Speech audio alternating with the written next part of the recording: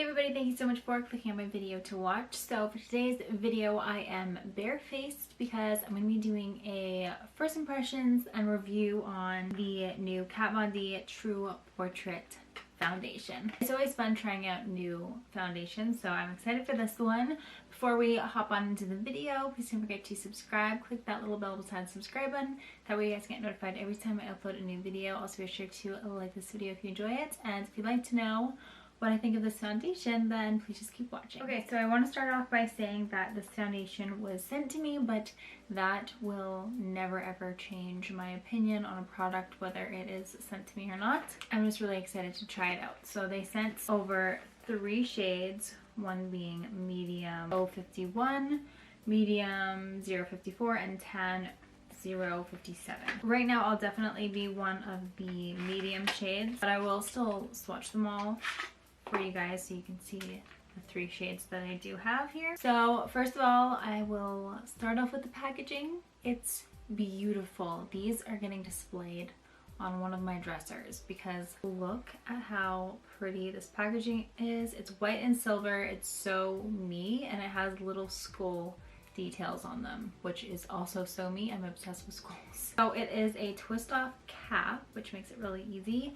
And then it is a squeezy tube, so you can just squeeze either side of the bottle and squeeze the product out. So I haven't swatched the product yet or anything, but I did already kind of check out the packaging and show you guys on my Instagram stories. And by the way, if you didn't know, Kat Von D actually switched over to be completely vegan. So not only are they cruelty free, they're also vegan as well. So they describe this foundation as a lightweight medium coverage foundation. It is a liquid to powder matte finish, which I'm really interested to try out. That sounds really cool.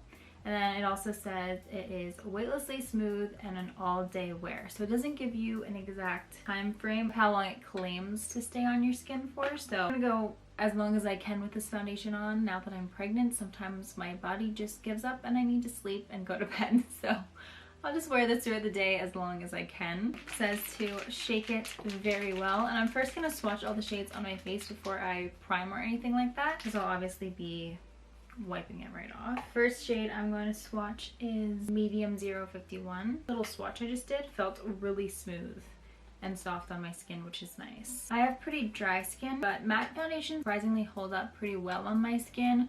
Mine is usually on my nose, but I can just kind of get away with that anyways. I just can't be too matte and just, you know, suck the life out of my skin, but usually I can wear a matte foundation with my skin. Next shade I will be swatching is medium 054. I think this one might be my shade if I could just guess off of the bottle color. I'm not sure if they're all going to be a little bit too deep for me, but we'll see. Okay, now last is tan 057. This one would probably work when I'm wearing self-tanner, which I was actually going to self-tan myself tonight. We'll see if I get to it. But so as it's sitting on my face, it feels very, very smooth and velvety. It feels so nice. Okay, and then that is the last shade. They're all definitely too deep for me. I think the middle one might be more towards my undertone. I'm gonna blend it out and just make it work. So the tips and sets for this foundation on the pamphlet is that you should moisturize before you apply so your skin is hydrated and smooth. I already moisturized a couple hours ago. I usually like to let my moisturizer sink into my skin before I put any foundation on top, just because I feel like it can slide around. So what I am going to do is use a hydrating primer. So this one is from Bite Beauty. It's also new. It is their normal to dry changemaker skin optimizing primer. I also have one for normal to oily skin. So I'm just going to pop a little bit of this on.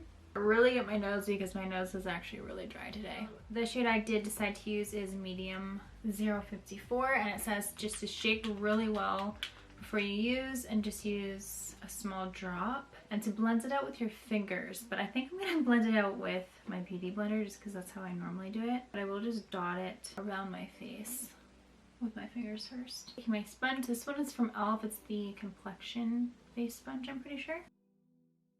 Well, it blends out really nicely. It looks very soft on the skin. Like, it looks like my skin, kind of. I'm gonna spray my sponge a little bit with some fixing spray because I forgot to dampen it I'm too lazy to get up. Okay, much better now that it's a little bit damp. Yeah, this looks really nice on the skin. Definitely not full coverage foundation. They obviously claim it to be medium coverage, which I agree with. Honestly, it's really beautiful on the skin. Just don't try to blend it out with a dry sponge. Wet it first.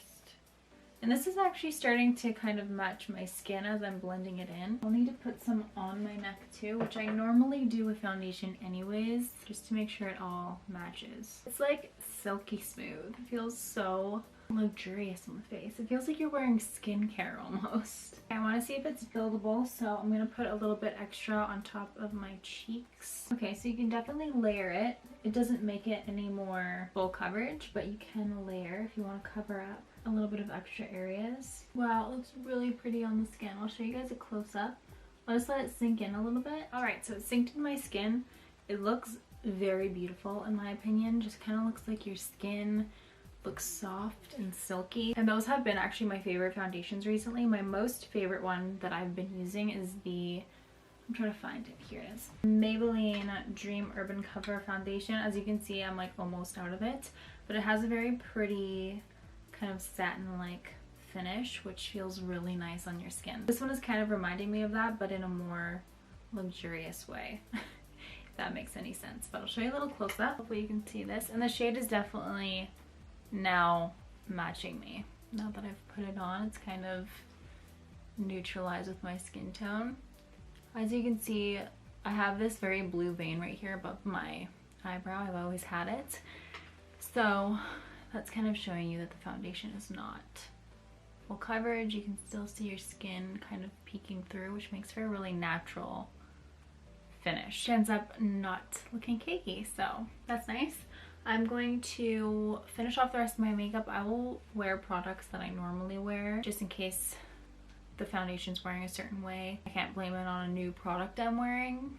Sometimes products don't go together anyways, but anyways, I will just wear products I usually wear. What is the time? Okay, it's 1:30 right now. 1:32 to be exact. So yeah, I will come back in a few hours and do a little midday follow-up with how the foundation is holding, and I will see you guys in a bit. Okay, I am back. It is now 4:42, so I think it's been what, 3 hours, so we're kind of at midday. It's almost supper time. I've basically just been filming all day, so that's what I've been up to, nothing crazy. I will come a little closer, show you guys how the foundation is wearing. It's still sitting really nicely on the skin. I'm definitely enjoying this foundation. It doesn't feel cakey. It feels very lightweight on the skin. And I really like how it just looks like your skin. But the one thing that I will say is I wish I used a very tiny amount of powder. And I think I wish I didn't put liquid product on top of this foundation. Like a liquid... The concealer was fine, but the liquid contour I used, I felt was a little bit too much. Which I should have kept in mind because this foundation does say it's liquid to powder foundation. I'm not really that familiar with powder foundations, so I can't say too much of what wears good on top of them. But I am assuming that you're not supposed to put on a lot of powder on top of it. I wish that I used just a very tiny amount of powder just because my forehead, I think that I used a lot less. My under eyes I feel like are fine, the center of my face, and then just this contour I feel didn't really blend out to my liking, but that's just me being extra picky since I'm doing a review on this foundation, so I'm kind of nitpicking at everything. But overall, I really love it. I just wouldn't have used the cream contour and I would have used a little bit less powder.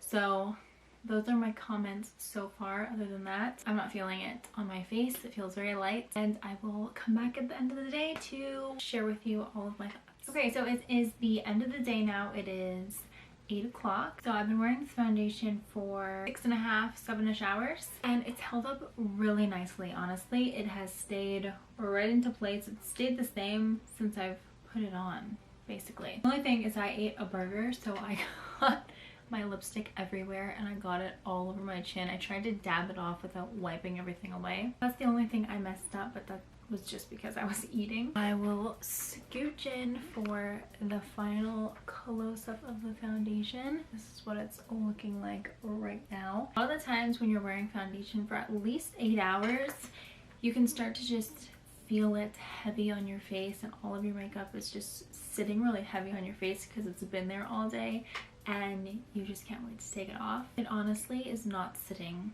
heavy on my face whatsoever. It still feels lightweight, doesn't feel cakey, and I'm really liking it. I think I will wear this foundation to work tomorrow because it seems super promising that it's not feeling so heavy on my face. But that completes this video. If I forgot to mention anything, if there's anything you're wondering about, just leave it in the comments below. I'll be sure to answer you. If you have any suggestions of how you want me to do first impressions and reviews in the future, also leave that in the comments. Please don't forget to subscribe before you leave, like this video if you enjoyed it, and I'll see you guys next time. Bye!